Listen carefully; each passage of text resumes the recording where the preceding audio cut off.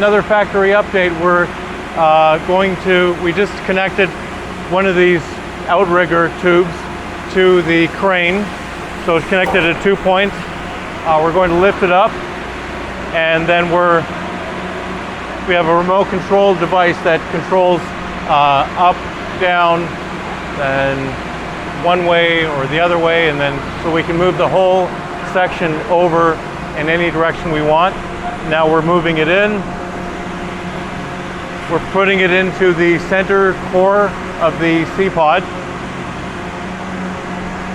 and we have to get it into this very tightly fit hole. Direct it down a little bit, so it's a little bit tricky because this weighs about half a ton or maybe a ton, so it's quite heavy.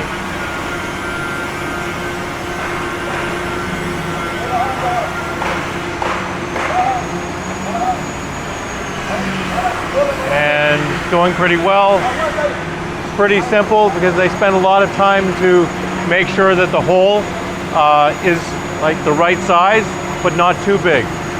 You don't want to cut too much of a hole because then you have to go back and fill it in. So it's got to be very, very precise. That's why we use a template to make the hole. So it's a pretty tight fit. It looks like there's enough clearance on the top and the bottom for it to fit in.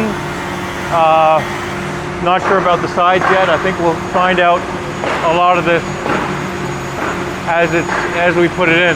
So now we're using the level to make sure that we put it in completely level. And then once it's in, we're going to put a few weld points so it will actually like lock it in place. But it has to be level, because if this is not level and if it's not straight, then it's going to become more and more, you won't notice it so much here, but when you get out further, 10, 11 meters out, it's going to be crooked. It's going to be at a very noticeable angle.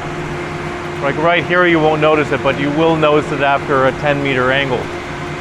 So the fitting here is very, very important.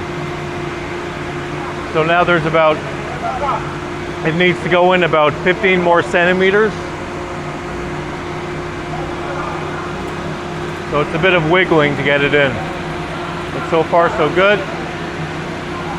And if it doesn't go in enough, then we may just have to open up the hole just a little bit more.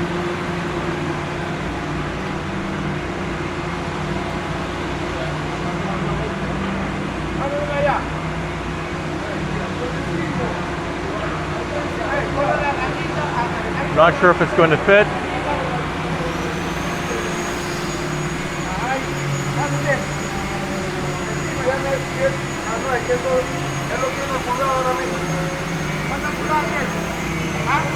Okay, so we'll leave the guys to the job and let them finish this up, and we'll get another update a little bit later.